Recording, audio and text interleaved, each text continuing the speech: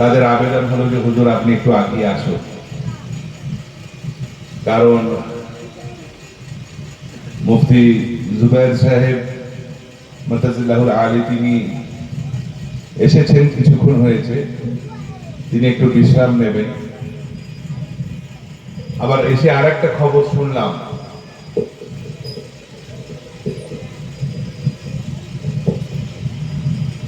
কাল পর্যন্ত জানতাম যে মুফতি জুবায়ের সাহেব এবং আমি থাকবো, যেহেতু মৌলানা ইলিয়াস কাদরি সাল্লামাহুর মেয়ের বিবাহ আজকে গায়ে, আজকে আমারও দাওয়াত ছিল, কিন্তু আমার যদি অন্য জায়গায় দাওয়াত না থাকতো আমি চলে যেতাম।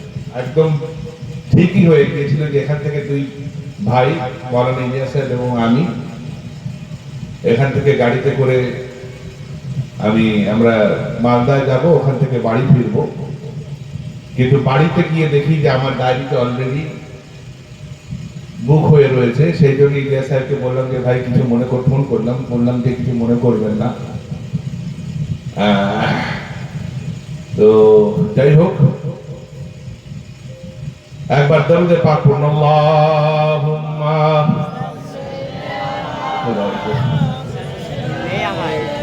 দেখো দাও, সাউন্ডটা পাতলা করো।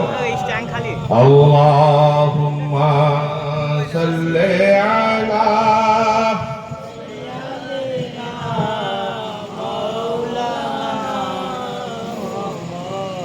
ওয়া আলা আলি সাইয়্যিদিনা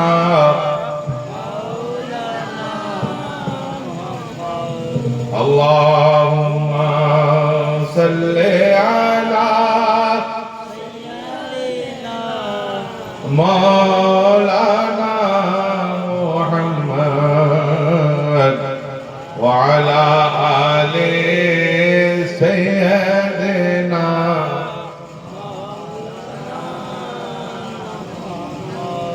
যেজন গৌসুল আজম সেজন বাগদাদ ওয়ালা, যেজন গৌসুল, পড়বেন না আপনারা? কে কে পড়বেন হাত তোলো তো দেখি। দেখো কিরকম শুনছে, তোরা পড়বি না? পড়বে তো একদম জোশের সঙ্গে, যতক্ষণ থাকবো শুনতে হবে। আজকে তাবর তাবর মৌলানা, আর আজকে ওয়াহাবিবাদ, শিয়াবাদ, রাফজিবাদ, খারিজিবাদ, সেই সমস্ত তারা এমনিতেও বাদ, আর সেই সমস্ত বাদেদের প্রতিবাদ আসতে হবে, তাই না? আপনারা শুনতে রাজি আছেন তো? হ্যাঁ, এই তোরা রাজি আছিস তো? আছিস তো? হাত তুলে বল, সবাই বলো, আমার সঙ্গে সবাই পড়বে। যেজন গৌসুল আজম সেজন বাগদাদ ওয়ালা, যেজন গৌসুল আজম সেজন বাগদাদ ওয়ালা, তার কাঁধে যার কদম যেগো, তার কাঁধে যার কদম যেগো মদিনা ওয়ালা, তার কাঁধে যার কদম যেগো মদিনা ওয়ালা, যেজন গৌসুল আজম সেজন বাগদাদ ওয়ালা, যেজন গৌসুল আজম সেজন। আবু সালেহ মুসা জঙ্গি ছিলেন যার পিতা, উম্মুল খায়র মা ফাতেমা ছিলেন যার মাতা। আবু সালেহ মুসা জঙ্গি ছিলেন যার পিতা, উম্মুল খায়র মা ফাতেমা ছিলেন যার মাতা। দুই জনে ছিলেন আল্লাহ নবীর প্রেমে উজালা, দুই জনে ছিলেন আল্লাহ নবীর প্রেমে উজালা, যেজন গৌসুল আজম সেজন লা, যেজন গৌসুল আজম সেজন তার কাঁধে যার কদম যে গো মদিনা वाला যেজন গৌসুল আজম সেজন আর দেখা গেল ছেলে বেলা বেলায়তি শান ধরায় এসে প্রথম দিনে করে দুধ পান দেখা গেল ছেলে বেলা বেলায়তি শান ধরায় এসে প্রথম দিনে করে দুধ পান জানা গেল সেই দিন ছিল রমজান পহেলা জানা গেল সেই দিন ছিল রমজান পহেলা যেজন গৌসুল আজম সেজন যেজন গৌসুল আজম সেজন তারা কাঁধে যার কদম যে গো মদিনা वाला তার কাঁধে যার কদম যে গো মদিনা वाला যেজন গৌসুল আজম সেজন যেজন গৌসুল আজম সেজন বাগদাদি वाला আল্লাহুম্মা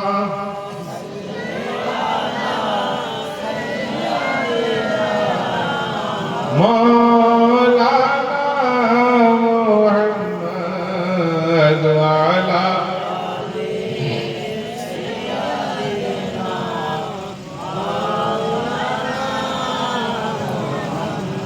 الحمد لله الحمد لله الذي حمدا كثيرا دائما مباركا على كل حال والصلاة على رسوله صاحب الكمال وعلى أولاده الجمال وأصحابه الكرام وأوليائه العظام أما بعد فأعوذ بالله من الشيطان الرجيم ببركة بسم الله الرحمن الرحيم إذا جاءك المنافقون قالوا نشهد إنك لرسول الله والله يعلم إنك لرسوله والله يشهد إن المنافقين لكاذبون صدق الله العظيم وصدق رسوله النبي الكريم ونحن على ذلك لمن الشاهدين والشاكرين والآمنين والموقنين والمطمئنين والحمد لله رب العالمين दो रंगी छोड़ दे एक रंग हो जा दो रंगी छोड़ दे एक रंग हो जा सरासर मोम हो जा संग हो जा अजीजाने ग्रामी আমি মসজিদের মধ্যে ভাবছিলাম আজকে একটু অন্য ধরনের বক্তব্য করব কিন্তু আমাদের মাওলানা আব্দুর রহমান কাদরী সাল্লাল্লাহু বা আমাদের আরো যত উলামায়ে কেরামরা রয়েছেন আপনাদের সৌভাগ্য যে আপনাদের গ্রাম আলেমদের গ্রাম এবং সেই আলেমদের গ্রামের জন্য আপনারা অনেক বালা থেকে বেঁচে যাবেন আলেমদের মর্তবা কি জানেন আমি যে আয়াতে কারিমা তেলাওয়াত করার সৌভাগ্য অর্জন করেছি তার ব্যাখ্যা করছি ইনশাআল্লাহ এবং সেই যে আয়াতে কারিমা তেলাওয়াত করেছি তার উদ্দেশ্য কেন সেটাও ইনশাআল্লাহ ব্যাখ্যা করব আলেমদের মর্তবা হলো এমন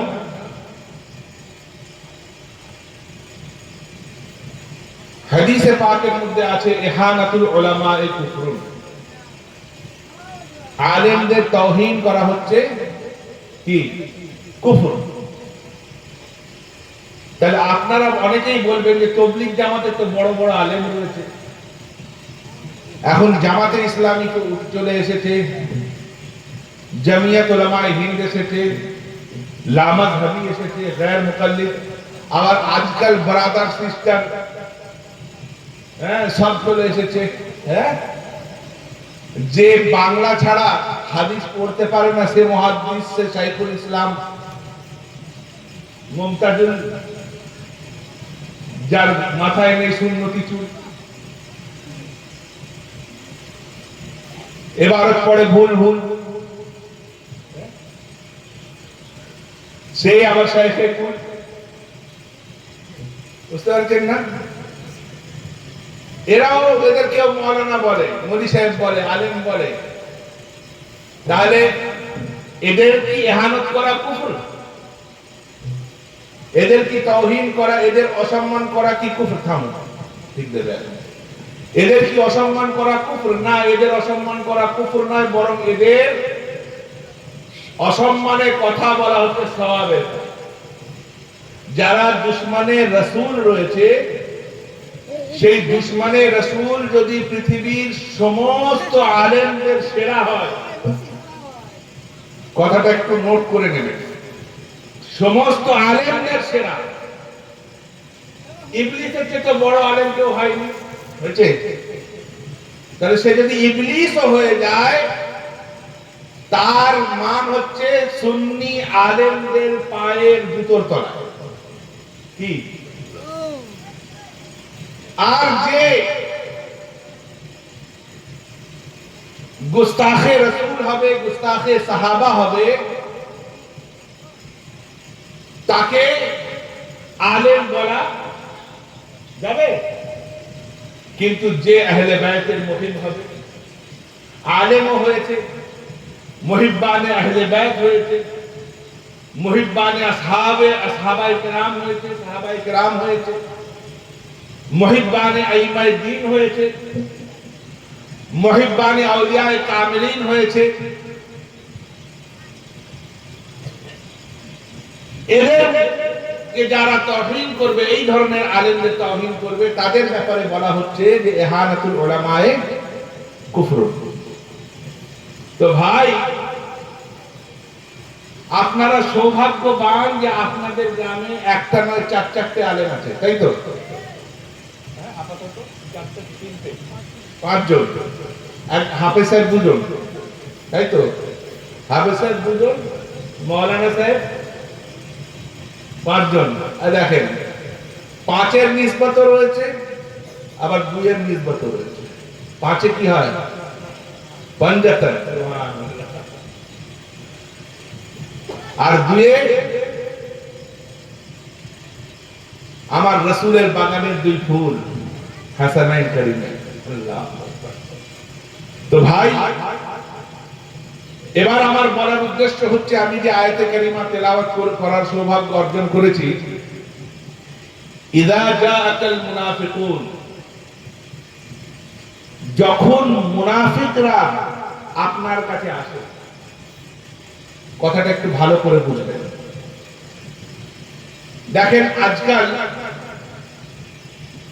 শুধু ওয়াহাবি তাবলীগদের মধ্যে মুনাফিক নেই, আমাদের নামধারী কাদরীদের মধ্যে মুনাফিক ঢুকে গিয়েছে।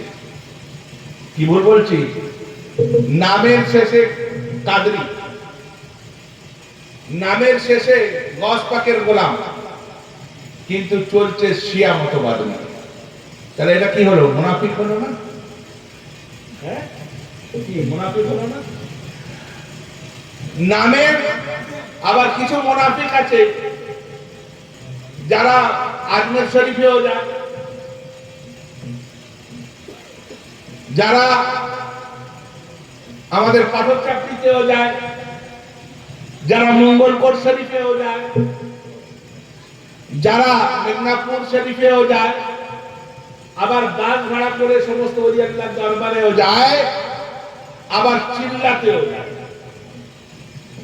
এরকমও কিছু লোক আছে। আবার বলে আশরাফ আলী থানভী বা ওয়াহাবীদেরকে কাফের বলা কি যাবে না। তো ভাই, কোরআনে পাকের মধ্যে ইরশাদ হচ্ছে, ইযা জাআকাল মুনাফিকুন, যখন তোমাদের কাছে মুনাফিক আসে, মুনাফিকগণ আসে। এখানে একজন, দুজন, তিনজন মাওলানা সাহেব রয়েছে। মুনাফিকদের ডেফিনেশন কি? হাদিসে পাকে জিজ্ঞাসা করা হলো যে ইয়া রাসূলুল্লাহ মুনাফিক কাদেরকে বলা হয়? রাসূল পাক সাল্লাল্লাহু তাআলা আলাইহি ওয়াসাল্লাম তিনি ইরশাদ করলেন কাশাতিল আয়রা, এমন ছাগল যে একটা পাঠায় সন্তুষ্ট নয়। কি হাদিসে আছে তো? পড়েছো? খেয়াল নেই। কাশাতিল আয়রা, এমন ছাগল, ছাগল মানে বকরি, শাত মানে বকরি, এমন বকরি যে একটা পাঠায় সন্তুষ্ট নয়।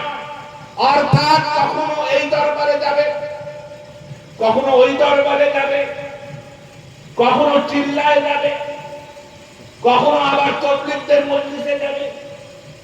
এখন আবার আপনাদের এখানে যে কটা তাবলীগদের মাহফিল হয় সেখানে খাওয়া দাওয়ার বন্দোবস্ত তারা ভালো করে করে যাতে লোক বেশি জমা হয়, তাই না? আর আমাদেরই নামধারী কিছু খাওয়ার জন্য সেই সমস্ত জায়গায় গিয়ে যোগ দেয়। তো ভাই কোরআন বলছে ইদা জাআকাল মুনাফিকুন, যখন তোমাদের, ইয়া রাসূলুল্লাহ আমার হাবিব, যখন তোমার কাছে মুনাফিকিনরা আসে, কালু তারা বলে নাশহাদু আমরা সাক্ষী ইন্নাকা লা রাসূলুল্লাহ। এখানে তিনটে তাকিদ রয়েছে, নাশহাদু, ইন্নাকা, লা, তাই না? তিনটে তাকিদ দিয়ে মুনাফিকদের কথা আল্লাহ বলছে। কালু তারা বলে নাশহাদু আমরা সাক্ষী দিচ্ছি ইন্নাকা লা রাসূলুল্লাহ, নিশ্চয়ই আপনি আল্লাহর প্রেরিত রাসূল। কি বলে? নিশ্চয়ই আপনি আল্লাহর প্রেরিত রাসূল। তারপর আল্লাহ তাবারক ওয়া তাআলা তিনি ইরশাদ করছেন ওয়াল্লাহু ইয়ালামু, আল্লাহও জানে যে তুমি আল্লাহর রাসূল। ইন্নাকা লা রাসূল, আল্লাহ জানে যে তুমি আল্লাহর রাসূল, তার রাসূল। ওয়াল্লাহি নাশহাদু, আল্লাহ সাক্ষী দিচ্ছে, ইন্নাল মুনাফিকিনা লাকাযিবুন, অর্থাৎ মুনাফিকরা যে বলেছে যে তুমি আল্লাহর রাসূল, সেটা মুখে বলেছে, মনে বলেনি। আজ আমাদের সমাজের মানুষেরা মুখে এক কথা বলছে, মনে আরেক কথা বলছে।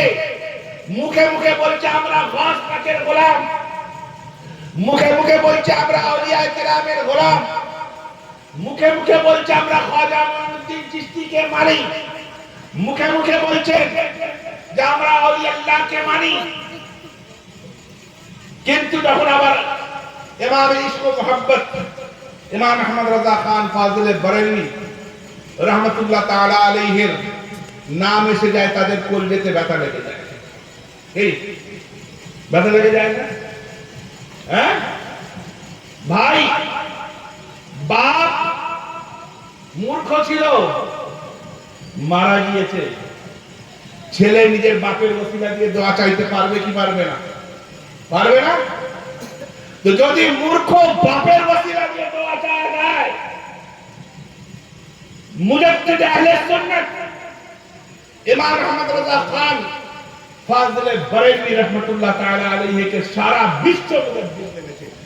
তুমি না মানলে বলে যাও কি? আমি যদি না মানি তার কোনো অসুবিধা আছে? আসমানকে যদি বলি আসমান তোকে মানি না,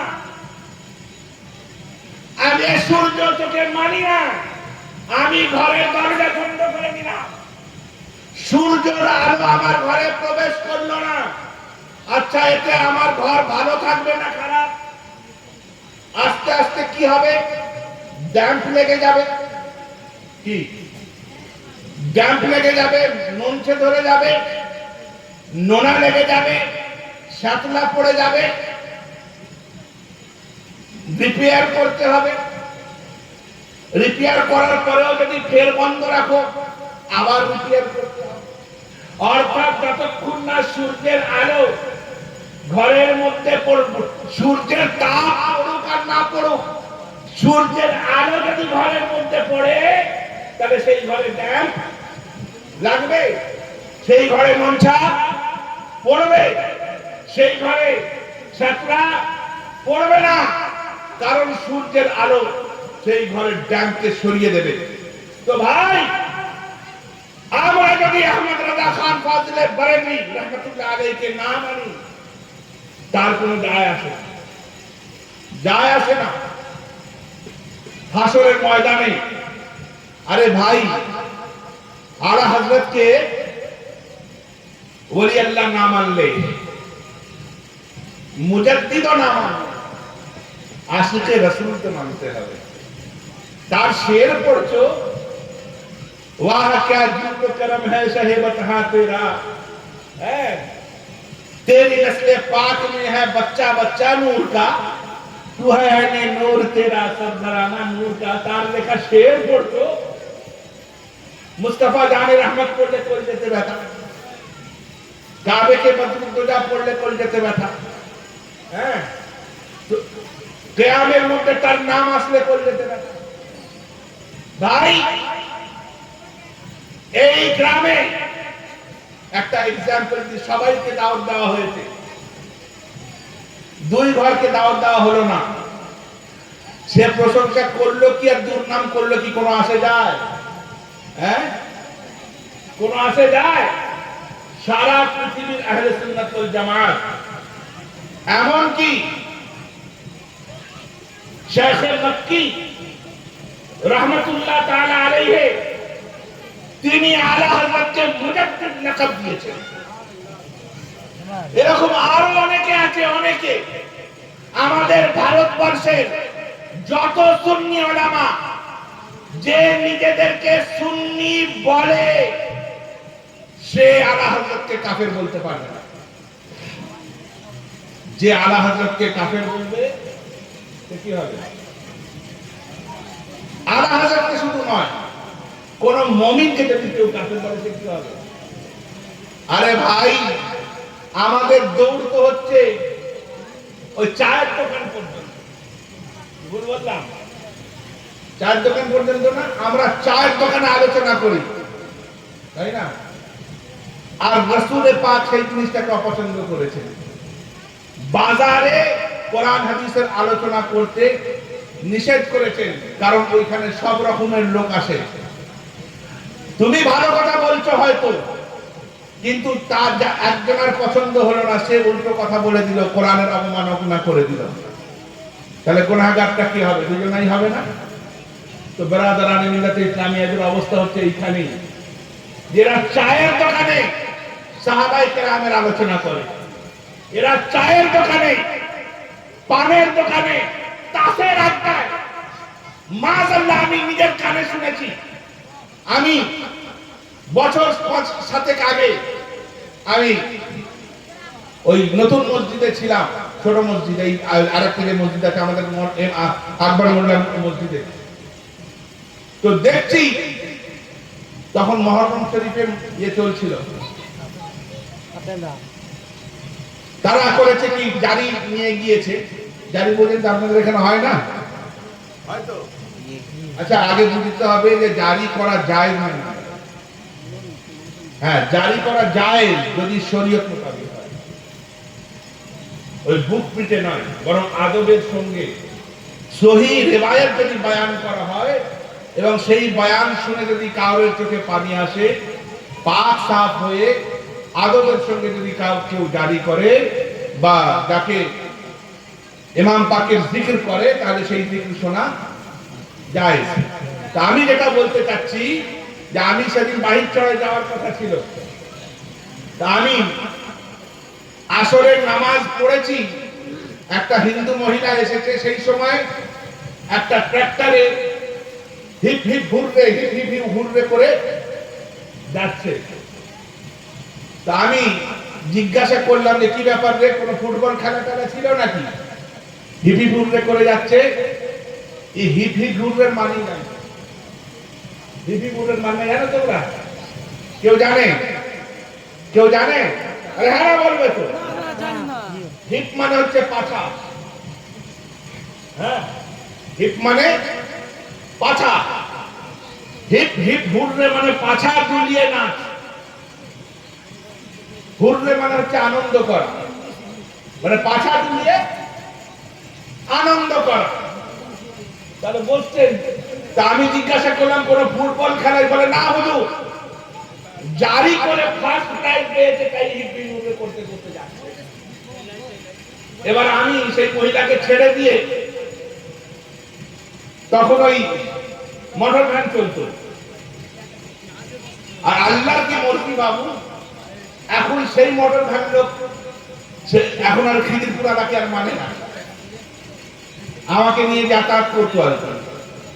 তো সেই মোটর ভ্যানে বসেছি, গিয়ে ওখানে দেখি সব করে দাঁড়িয়ে পেছন করছে ওই বাঁধের কাছে।